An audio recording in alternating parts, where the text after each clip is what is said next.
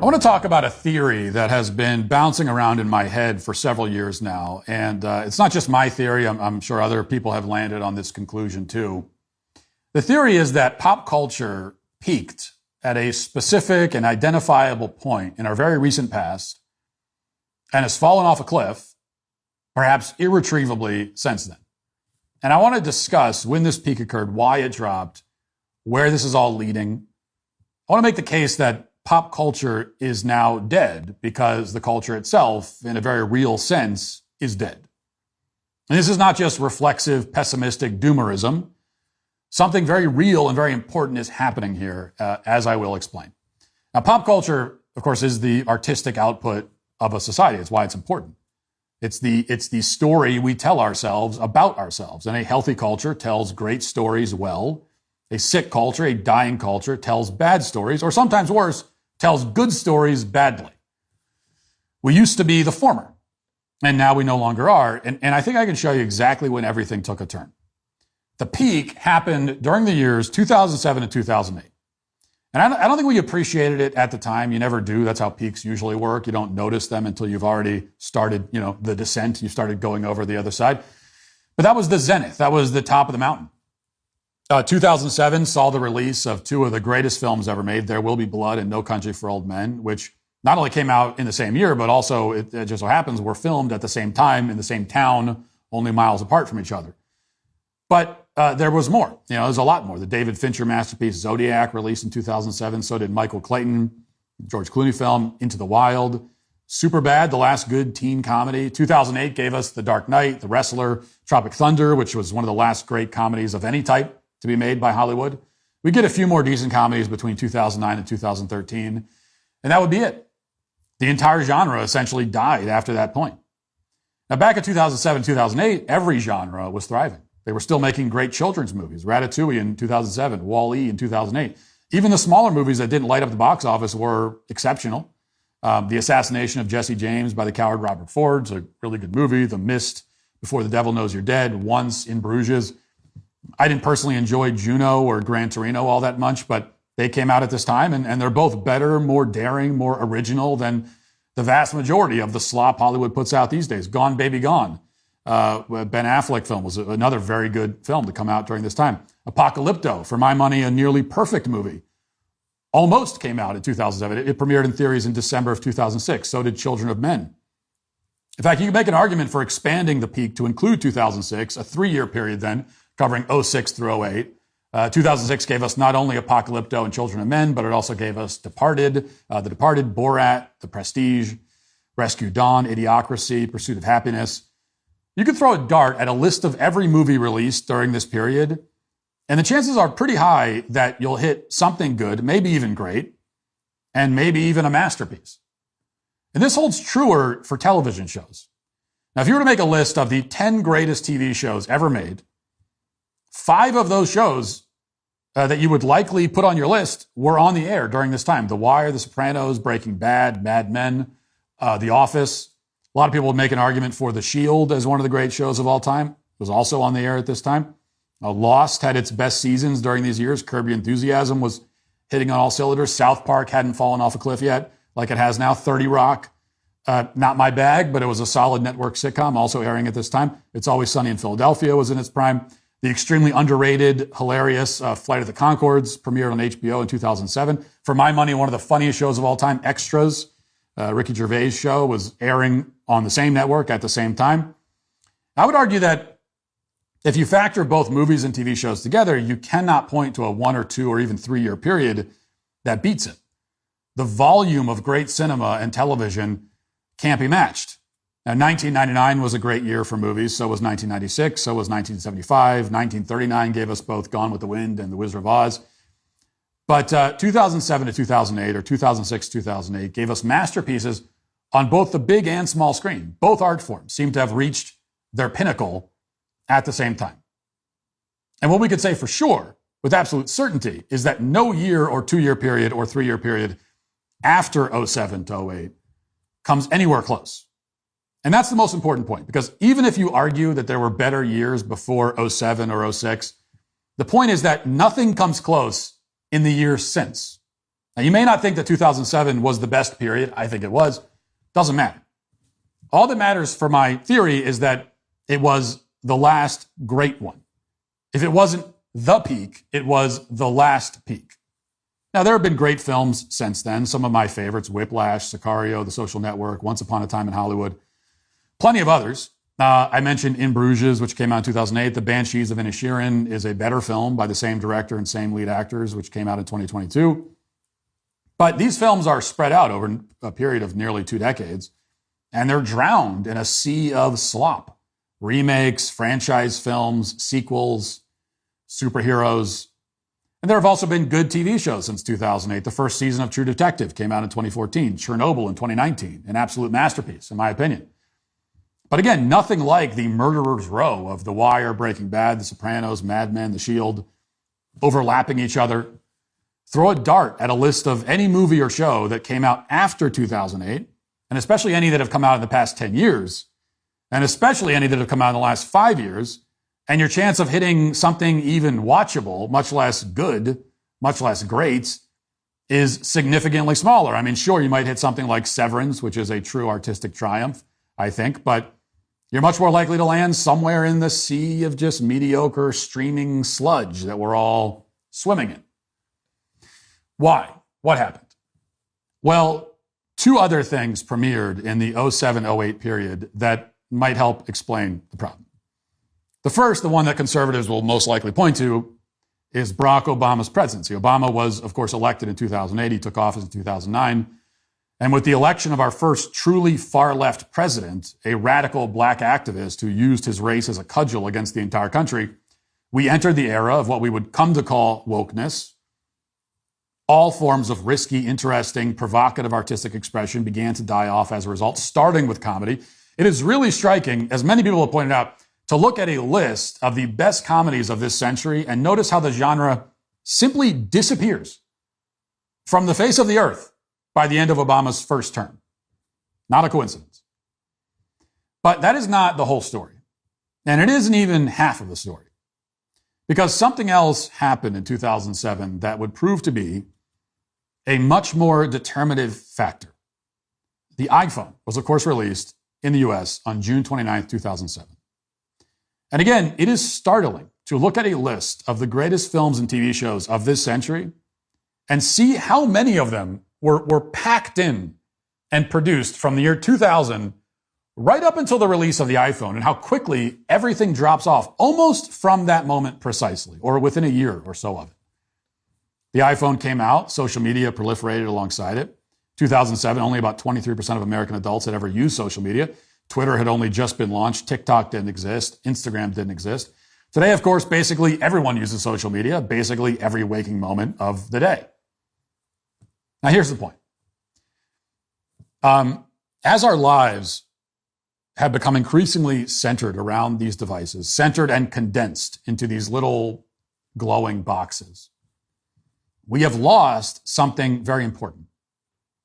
We no longer have a shared cultural experience, what some have called the monoculture, or what you might just call mainstream culture. The monoculture began its march to extinction in 2007. Today, the march is over. Process is complete. There is no shared culture. The monoculture gave way to the fragmented culture, a culture broken and divided into 300 million little pieces, a culture driven by algorithms, designed to feed us a nonstop diet of lowest common denominator slop all the time.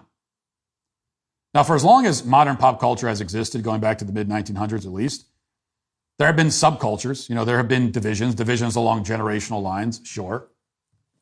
Monoculture didn't mean that everyone's cultural experience was exactly the same, with no variations whatsoever.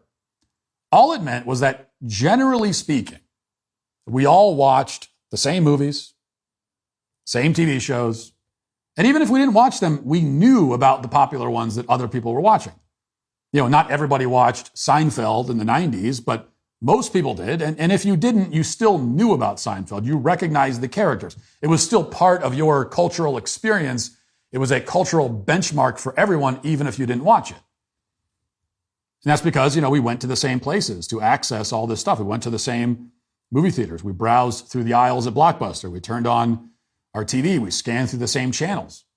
We went to the same places. We're exposed to the same things. We had a culture.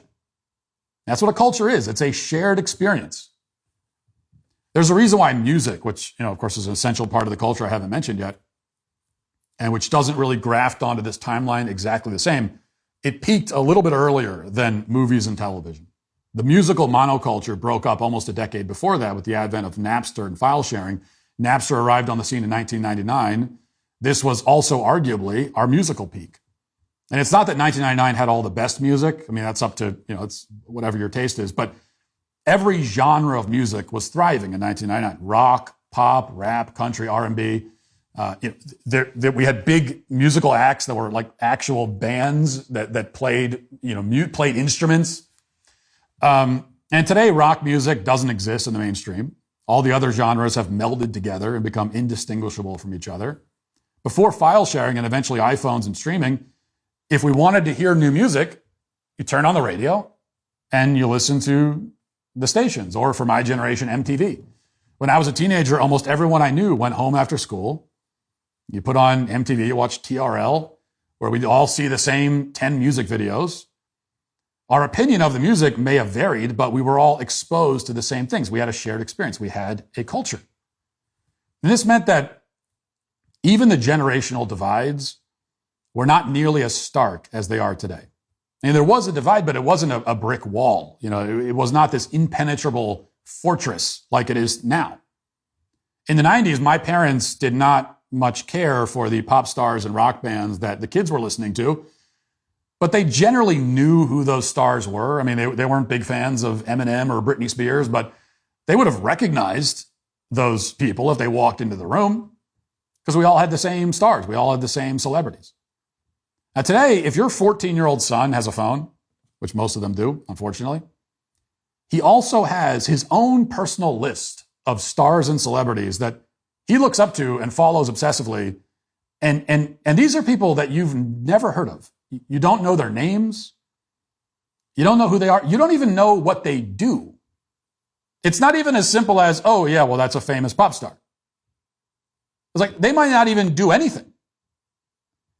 And there isn't one place for you to go and find out who these people are, because they're streamers and they're influencers and they're various other random people with huge followings who enjoy a very peculiar and very modern kind of fame. One that is vast but narrow. Millions of fans know them intimately, and the rest of us have never even heard their names. And I can't stress enough how new and weird internet fame is. And I say this as someone who has some experience with it, as you know. At any other point in history, up until very recently, if you had 5 million fans, then you were famous. If you had 5 million fans, it meant that there were 50 million other people who at least vaguely knew who you were. Now you can have 5 million fans and be totally obscure to every other person on the planet. I mean, there are YouTubers with 100 million subscribers who I wouldn't recognize if they walked up to me and introduced themselves by name. And I am a YouTuber with millions of subscribers. Not 100 million, but millions. There's something poetic in the fact that Michael Jackson, the last celebrity of the monoculture, the last true global star, died in 2009. Coincidentally. When the monoculture was extinguished, so was its biggest star. The death of celebrity, true celebrity, is a symptom of the death of the monoculture, the extinction of the shared cultural experience. Radio is long since dead, so is MTV. Blockbuster went the way of the woolly mammoth a long time ago. Movie theaters still exist, but they don't have anywhere near the kind of cultural importance that they used to have, and nobody watches TV channels anymore. All of it,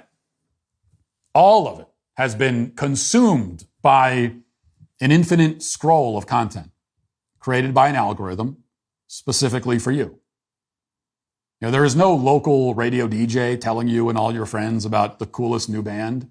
I was a radio DJ right at the tail end of music radio's relevance in its twilight. I also worked at Blockbuster at the tail end of that, so I kind of checked in on these industries right as they were all dying. And I remember I would hear stories from the veterans of the radio business about what it was like back in the good old days when your local DJ was a household name in the community. He was almost like the unofficial mayor of the town. And I felt like a guy who got to the party right when everybody was putting on their coats to leave. And now the party's over. Now there is a faceless, nameless, mindless, soulless, lifeless code, an algorithm, a formula, feeding you content specifically designed to keep you staring at a screen. Now the code doesn't care what you're staring at or why you're staring, only that you stare, and for as long as possible. If a cute cat video will keep you staring, it'll show you that. If a video of a guy getting shot in the head will do it, then it'll show you that. It'll serve you anything and everything all the time, as Bo Burnham sang.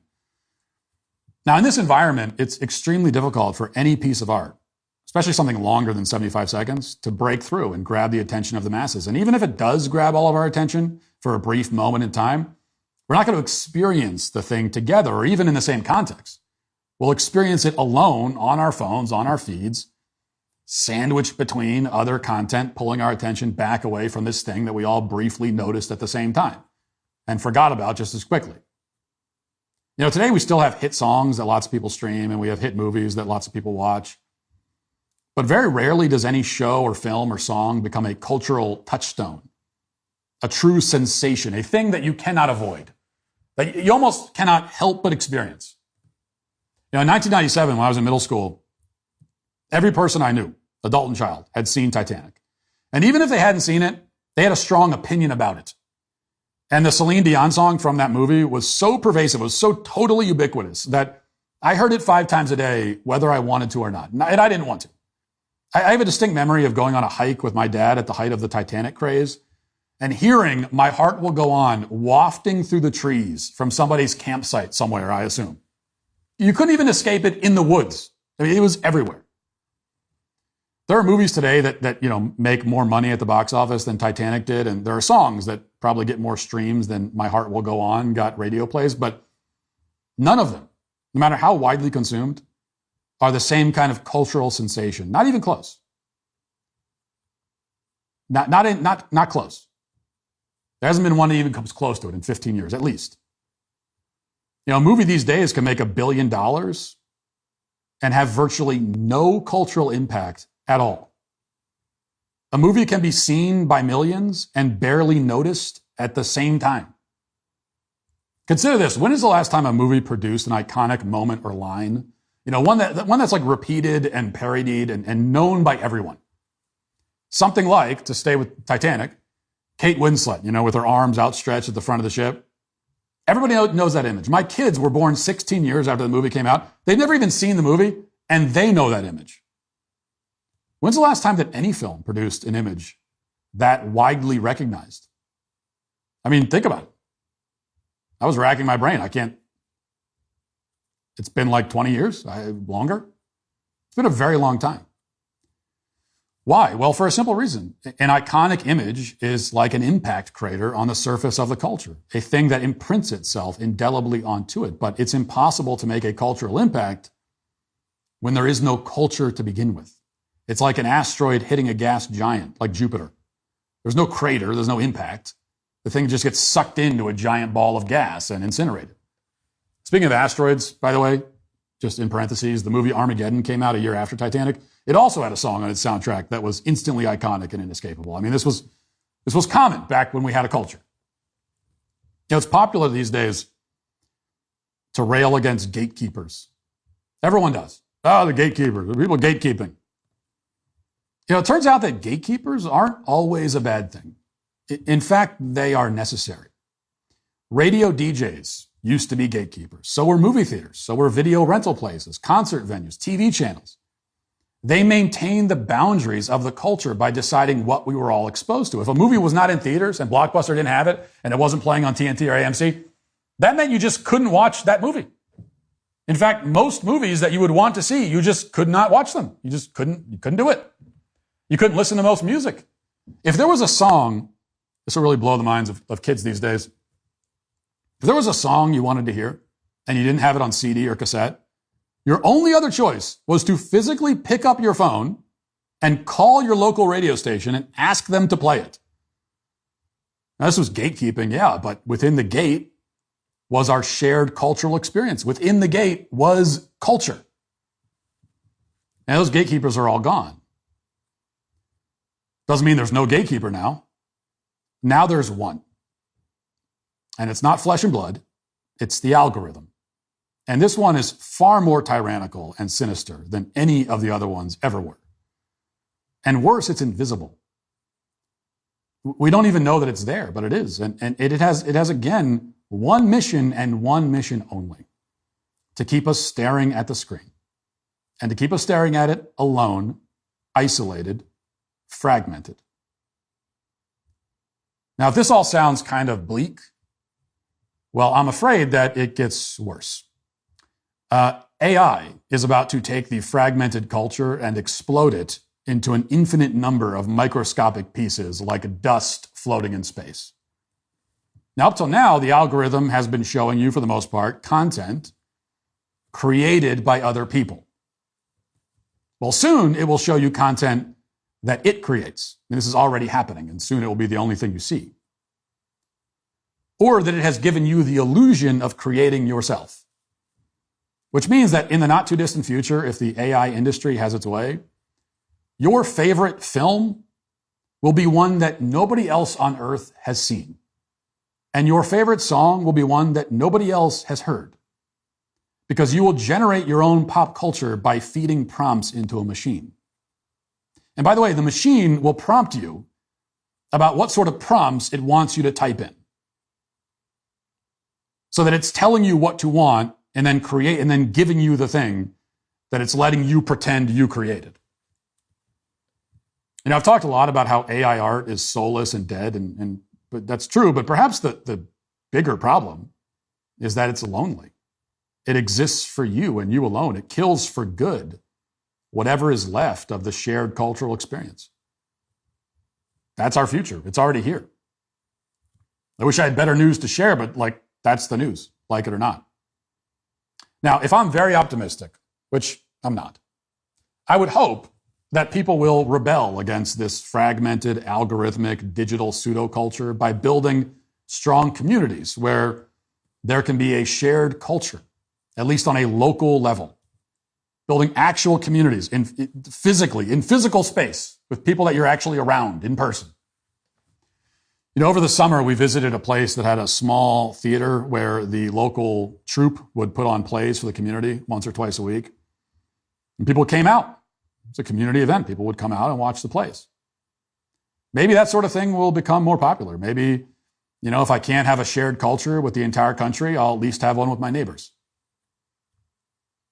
That's the optimistic view. Of course, the other possibility is that we'll all stay plugged into the matrix in a world that the machine designs for each of us individually to live in alone, distracted and amused, but never happy. A post-culture, a non-culture, a culture that isn't real because it isn't shared. That could also happen. I know which possibility I would put my money on, but in the end, it's up to us. Because the last decision that we will make as a culture is whether we want to have one or not. That'll do it for the show today. Thanks for watching. Thanks for listening. Talk to you tomorrow. Have a great day. Godspeed. Hey, YouTube, thanks for listening to the show. If you'd like access to my full show with no ads, you should go to dailywire.com and use promo code Walsh to get 2 months free on all annual plans. See you there.